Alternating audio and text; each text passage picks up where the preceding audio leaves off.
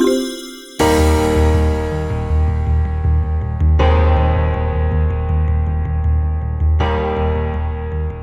golfers, and welcome to the Jess Golf Academy YouTube channel, and welcome to the beautiful Deer Creek Golf Club. Today, maybe the best golf tip ever of how to stop topping your 3-wood. Now the 3-wood is one of the most challenging clubs in your bag to hit because number one, it's a long golf club, so you have a long way, you're swinging the club around your body pretty far. You have to control the swing, and you have to hit a shot in a very shallow face, so not a lot of space here to hit the ball. Also, in a 3-wood, you're usually going to have about 15 degrees of loft. So you think about a pitching wedge that has like 45 degrees of loft versus a 3-wood that has 15 degrees of loft, and you're hitting the ball off the ground. It's going to be very, very challenging for you if you're struggling with some technique in your game to hit the ball off the turf, up in the air, like the pros do. So I'm going to show you today how to stop topping your 3-wood. And this is one of the things that I always like to tell people.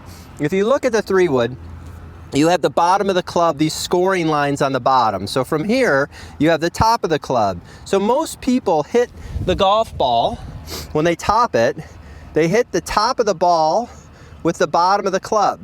They never get the club head down far enough into the back of the ball to use the most loft possible. So this is very important to understand. If you think about it, if you're topping your 3-wood, a quick way to change that is just to make sure as the club's coming down into the back of the ball that you're gonna hit the ball almost on the bottom of the ball with the top of the club. So I'm gonna go ahead and put that club down again. So this is what it'll look like as you're coming down into the ball.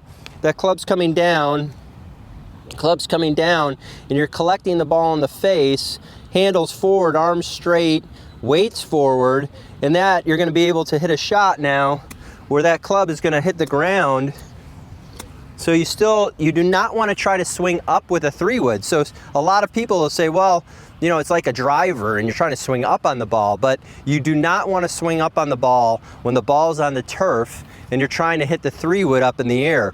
So again, your understanding of the loft, the contact points, and how the club is swinging around you, that's how you hit the ball up in the air. So when you're hitting the ball and you're topping the 3-wood, there's a couple things going on. Number one, if you're topping, you're usually pulling your arms in, okay? And then you're probably lifting your body slightly, and that's gonna raise the club. So you can see how I go from the club on the ground, pulling the club up with my arms and standing up slightly. So when I do this, I'm gonna make sure that I'm staying tilted to the ground. I'm definitely tilting my shoulders. I'm making sure that that club is coming back down into the back of the ball, and that's gonna help me launch it up in the air. So golfers, here's a little close-up of how the interaction of the club face and the ball works. So most people who top the ball are hitting the top of the ball with the bottom of the club. So you can see these scoring lines here, these grooves or scoring lines in the club face. So if I never get that club all the way down to the back of the ball and I just top the ball, that's what it looks like right there. So sometimes just understanding and adjusting that, where now if the club comes down, you're gonna feel like most of the club is underneath the ball. You're not trying to swing up on it or top it. You're hitting the back of the ball with the top of the club, using as much loft of the club as possible. That's gonna help you hit it higher, farther, and straighter. All right, golfers, so how to stop topping your 3-wood. Again, we talked about this here, not to lift your body up, pull your arms up. So we're gonna do this, we're gonna stay inclined to the ground, we're gonna hit the back of the ball, and the ball's gonna get up in the air. So I'm gonna go ahead and hit a shot here.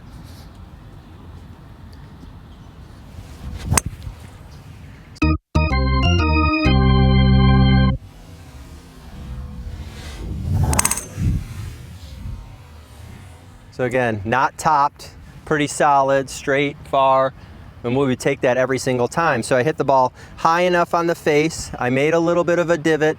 There's no, again, there's no chance of me topping it because of the fact that I'm hitting back into the ball, staying inclined, staying with my arms straight. Now, there's also two different types of tops as well. There's a steep top when you're coming down too much over the top of the ball and you're crashing the ground in front of the ball. So you can see where the bottom of my swing is too far forward. So there's a lot of golfers who do this. They come right over the top of the ball, hit the top of the ball, and their swing is too far to the left, so their bottom of the swing is too far in front. So that's one type of top that you can, if you know you're a slicer and you're topping the ball, that's very important. So you have to go back to what is going to fix that, is that you have to get the club coming a little bit more from the inside, hitting the back of the ball, okay, and that will help. So you don't want to have that bottom of the swing way in front of the ball.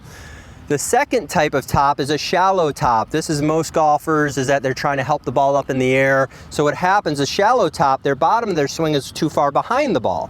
So now they're swinging up on the ball, catching it on the upswing, hitting the top of the ball, and you can see that here. So they're looking at up, hitting the top of the ball here. So those are two types of tops that we can definitely work on if you came for a lesson, or just understanding and watching it here, understanding that now you do not want to have a steep top or a shallow top swinging up on the ball. So now you want something right in between. So when I do that, again, you know, staying with the arms straight, the tilting to the ground, and that's going to be able to hit the ball up in the air and be able to launch that 3-wood. So remember, it's really important where the contact is on the face, understanding that a 3-wood only has 15 degrees of loft.